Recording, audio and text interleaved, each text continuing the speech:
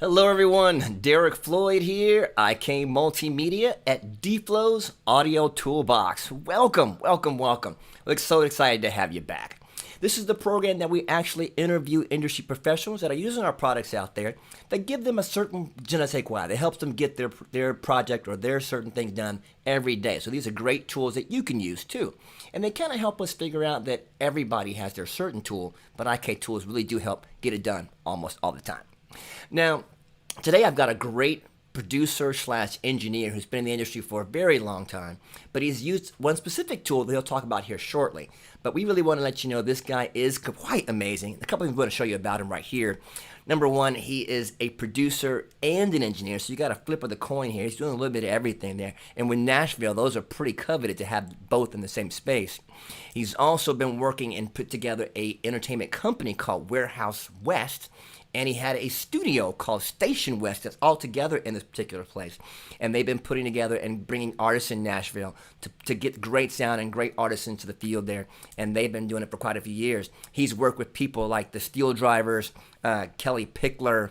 You're looking at Dierks Bentley as well. And of course, one of my main favorites is Brad Paisley. So we're going to let him tell you a little bit about what he does and how his IK tools have helped him. But let's all bring a warm welcome to our favorite, the man, the myth, the legend. Can we say legend? Can we do that? Can we say legend? Come on, man. You're there. Talk to me, brother. You there? I'm here. How are you doing? Man, glad to have you on board, man. What's going on over there? Well, we're really busy right now. We were shut down for about 6 weeks, and we are back up and running, and full steam ahead. So Luke, and it's Luke Wooten. I didn't even say your name. I thought, did I just not say his name? I think I just missed it. It's been that kind of a day. I think I need a beer already. Can I get a beer? It's only 4 o'clock. Is it 4 o'clock? Well, it's beer 30 somewhere, right? Absolutely. Yeah. In Nashville, it's always time for a beer, right? Yeah. Well, and there is no I in beer. It's a team effort. It's a team effort. I love it. I love it. I love it. So, man, thanks for coming on the show. Thanks for talking about what you do with us. Give me a little bit of a synopsis about what you do, man. How long have you been mixing records in Nashville? It's been about 25 years. I moved here in 91. I transferred from UVA to Belmont for a music business degree, started my first studio in 93, and been mixing and making records since 95. So we've had Station West since 98. It doesn't feel like it's been that long. Wow. That's a long time, man. Yeah. And yeah. that seems like longer than, how long? That's past 20 something years. Yep. Man, okay, so you've been doing this for a minute. And through your career, you've mixed how many records there with people that have come through that place? Oh, I've lost track of how many records we've done in here, but it's been quite a few. Wow. And was this always your dream to be a producer / engineer? No, I just knew I always wanted to be in music. I really didn't even know that this side of the glass existed until I moved to Nashville. And I think when I was doing my internship at Famous Music back in the day, and I started doing demos and realized that there was this side of the business, I just fell in love with it. Wow. So you got into this whole side, you're making records, you're meeting all kind of great artists, you start looking at how to put together records, you figure out there's lots of tools you're going to need, right? Absolutely. And really, you need a lot fewer tools these days than you did when I was first starting out. What it took to put together a studio in 1995 is a lot different than 2020. Oh, I can only imagine. So then let's push to a little bit left here. You mixed records on consoles, on small setups, and the speakers are one of the most important pieces to that mix, right? Absolutely. So through your career, how many sets of speakers would you say you mixed on? That I used regularly, probably at least 10 to 15. Oh, wow. I've always there's certain standards that people have had up, NS10s. I've always had a pair in the studio. I don't always keep them up, but I've really tried a lot of different monitors over the years. But that's, ultimately, regardless of what desk you're mixing on, or if you're even mixing on a desk, the most important thing is knowing what you're putting out there. And so I always like to have as many different opinions in the room as possible. That's good. That's good. So, as an engineer, then, what are you looking for in a great set of monitors? What's the first thing you're kind of listening for? Well, a couple different things. I guess the most important thing is translation. You want to know that what you're listening to in the studio is going to translate to what people are actually listening on, whether that's in their car or earbuds or boom boxes. So you definitely want to hear a couple different versions of what's coming out of the console. Okay. So then, once you found one of our products, the iLoud MTMs, how did those change your life? Drastically. There's always, when you have different sets of speakers, it's usually towards the end of the mix that you're wanting to get a second and third opinion. But in terms of what you're working on for the majority of the mix, they instantly became my go-to, just because they sound great. It's all there, the high end, the low end. They don't let you get too loud while you're mixing, and that's one of the most important things. Is sometimes if you're really into a mix and you're loving it, you want to have that tendency to you'll start turning it up, and you have a visual warning that, hey, Will Robinson, you're mixing too loudly right now. And I love that, and I love how easy they are to take from room to room. Wow. So how long have you had them now? It's been about 6 months. 6 months. Yeah, 7 months. And they have become your go-to. Absolutely. Yeah, I probably 90% of the time I'm working on them, and I'll just the other 10% of the time will be just going from headphones or other monitors, or I've got in-wall monitors as well. When the artist needs to part their hair. Nice. What was your first impression when cracking them open, setting them up? What was the first impression you thought? I was shocked, at how easy the calibration was. I mean, it's literally like a 10, 15-second process. But even more so, just the detail in the bottom end for how small of a speaker it is. Like, for example, my NS10s, I've got a Crown reference amp driving them, which is an incredible amount of power, and huge. The slew rate is amazing on that amplifier, and there are frequencies that you don't hear on the NS10s that you absolutely hear on the MTMs. Wow.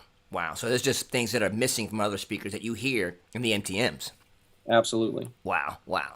So you've almost said this answer, but what makes the MTM stand out above other industry standards like a Genelec or the Yamaha S10s? Because you can have anything you want in that room because of the quality room you have. What makes these stand out? Well, I mean, all the things I said, plus the portability. If now I don't like to work at home. We've got kids and dogs running around, and don't we all now with COVID, right? We're all in the house.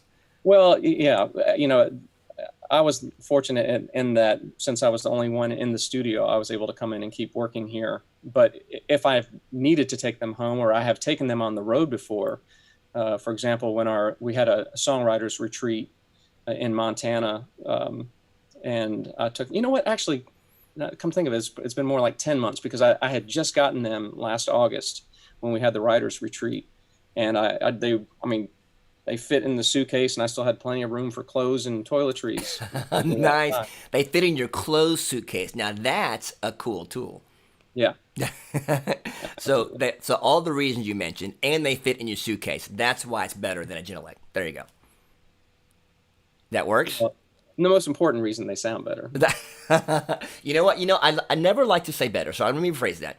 It's always a different sound, and everything is subjective, because every person that listens has a different thing they're looking for. Genelecs are an amazing monitor, so the Yamaha NS10s, but the iLoud MTM set a different precedent for what you're listening for, giving you more frequencies that you didn't hear. And of course, the calibration system allowing you to tune how that speaker sits wherever you land it, right?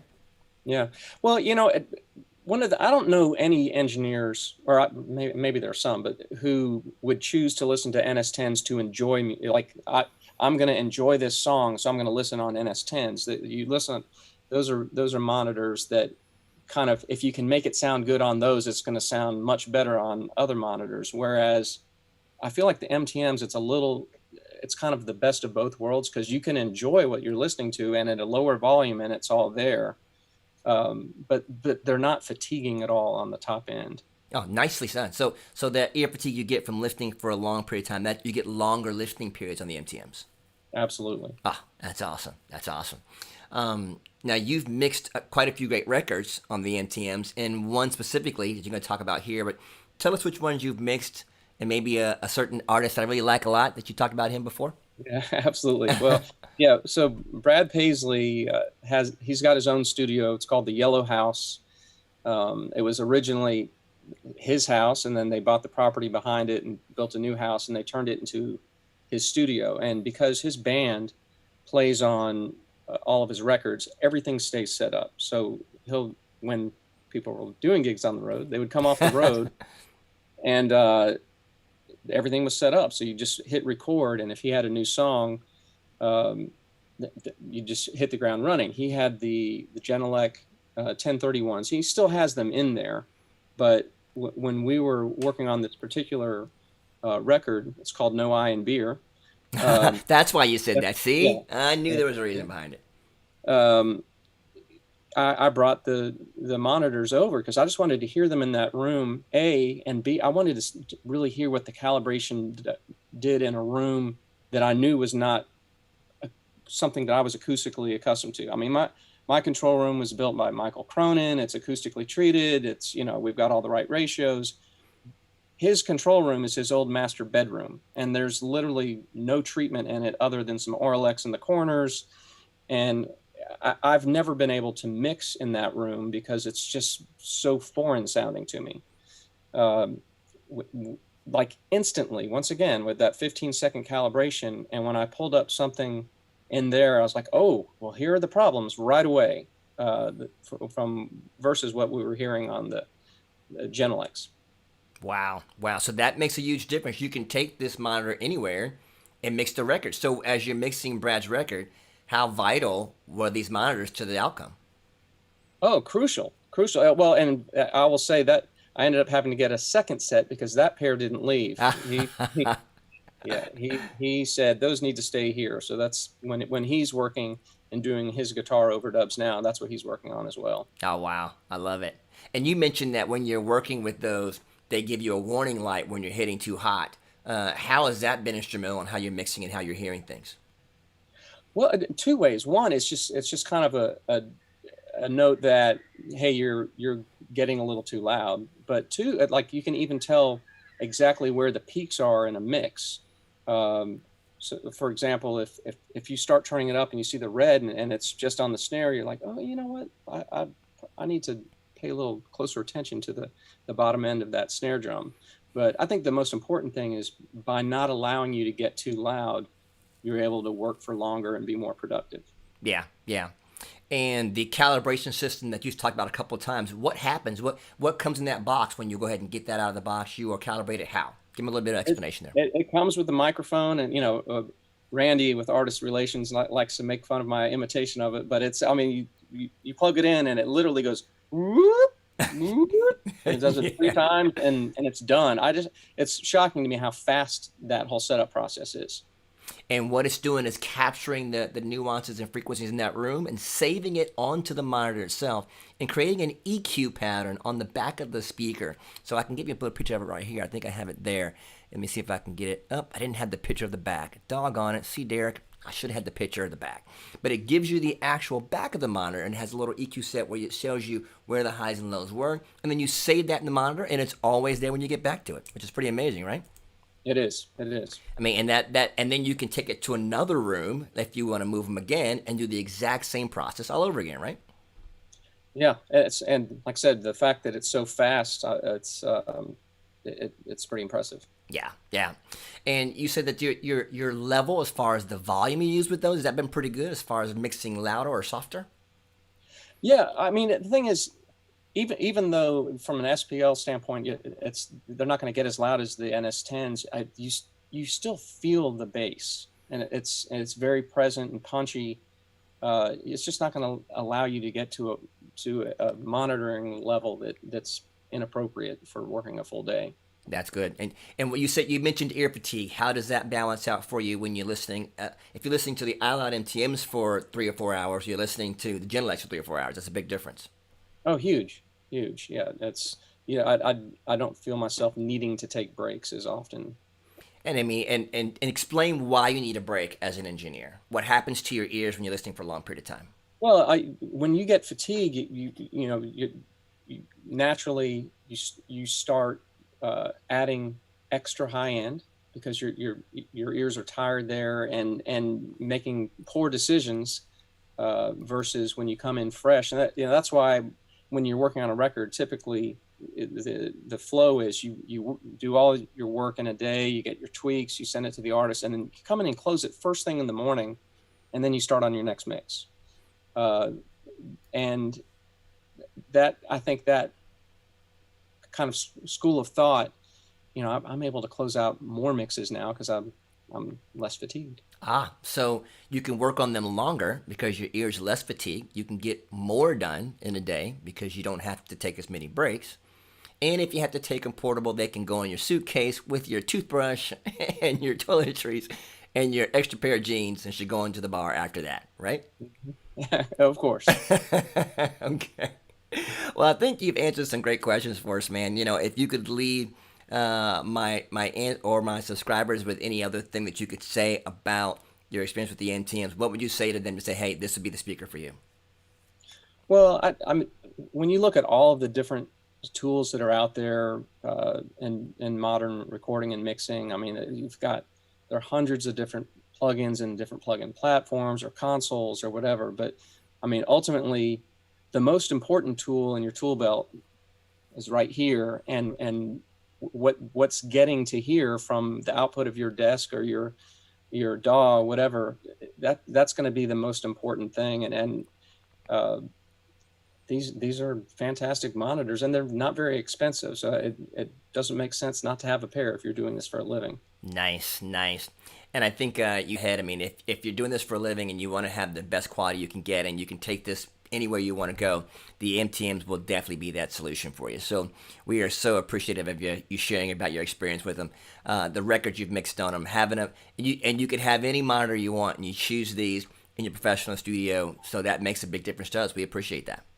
Oh, de nada. Thanks, man. Thanks. So everybody out there, I think we have one more question I wanted to throw in there because someone sent it over there to you saying, do we need a sub with these monitors? When you're listening and you're mixing, do you feel like you need to add a sub, or do you just mix through those spaces? Definitely not. No, they have plenty of low end. Now, if you need to shake the couch behind you, then you're going to need a sub. But if you want to know what's going on in the bottom end and you're mixing and you're in the mix position, you don't need a sub. Gotcha. And that someone just put down here, I have KRK Rockets. Can I get the same or better output in an MTM? That's what they just asked you. The same or better output in terms of SPL, probably not. But in terms of the actual the low end frequencies, yes. My in-wall monitors are actually the KRK 15Ps. So I've listened to KRKs for years, very familiar with them, and all of the low end that I'm getting out of those, I feel it is coming out of the MTMs. Wow, that says a lot. It says a lot, and we have to remind everybody that louder isn't always better. Right? As an engineer. No, that's that's a whole different discussion. But people get a monitor and say, well, it doesn't go loud enough. And I'm like, but that's not the purpose of the monitor. Yeah, a good buddy of mine that I was co-producing a record on was saying one time that, I just don't understand this whole loudness wars thing. If people think it's too loud, why don't they just turn it down? Makes better sense to me. But you as an engineer, you don't mix to loud. You mix to clear. You mix to transparent, right? Well, you mix to sound good, and that's the fact that now that people are overwhelmingly listening to music on DSPs, the loudness wars are over, because they're going to regulate all of these records to make sure that the apparent loudness is the same. So if you're just trying to crush a mix, you're going to lose when it comes to streaming on Spotify and Pandora and Amazon and Apple, because they're going to make it all the same apparent loudness. So the most important thing is to make it sound good. Yeah. Thank you so much for clarifying that. To the rest of the subscribers, you guys have any more questions out there before we close off with Luke? He's been a great guest so far. Anything else out there from the team? I'm looking down there. I think we're all set. I think we're looking good. The last thing we always do at every IK Multimedia Beautiful Now Live or IK Multimedia Live is we give away some free goodies. And this time, of course, with an engineer here, we got to give away T-Rax 5, our mixing and mastering suite. So this is a $149 value for someone out there who can actually answer one question for us. Maybe they may have to look it up and figure it out, but let's see. Give me one artist that Luke Wooten has produced in the last 5 years. And I gave you a couple, so you got to jot it down in the thoughts here with the chat. And our team will make sure we get that person who gets it down there, and we'll choose somebody with an artist that Luke has produced or helped engineer in the last 5 years. Are you out there, guys? Are you talking? Let's see if we can get it done. Luke, thank you so much for spending some time with me, and we appreciate you. You're welcome. Have a good day. And we will see you again soon, man. Take care of yourself, all right? All right, thanks. Thanks, guys. And stay out there, guys. If you're listening, you still hear my voice up there. We're waiting to see if you guys can figure out who is the person he produced over the last 5 years. Just give us one artist in there, get an answer there, and we're going to give away T-Rax 5 here in the next few minutes. So let's see if you've been paying attention to the interview. Once again, we appreciate you guys stopping by IK Multimedia Live. We're excited about DFlo's Audio Toolbox. The MTMs are amazing. Next week, we got another great artist coming on board for Wednesday. So stay tuned. Come back and see us again. Be careful out there. Wash those hands, guys. Be safe out there, and we'll see you next week. Take care.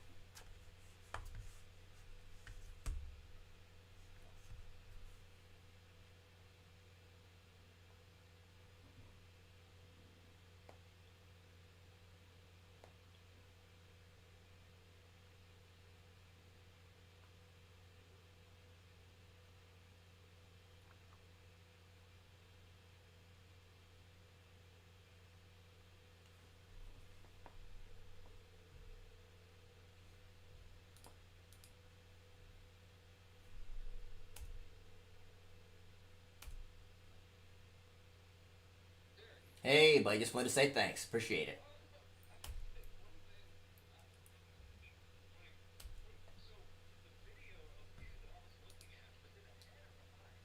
It was behind.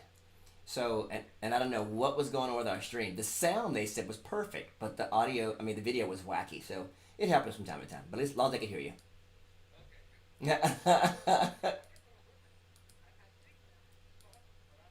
Yeah, it was having some definite technical challenges. I had a little bit of this yesterday too, so I got to figure out what's going on in my room because it didn't used to do this at all. So it's something on my end. But thank you so much, brother. You were awesome. And if you need anything else, let us know, man. We're always here for you. Take care. Bye bye.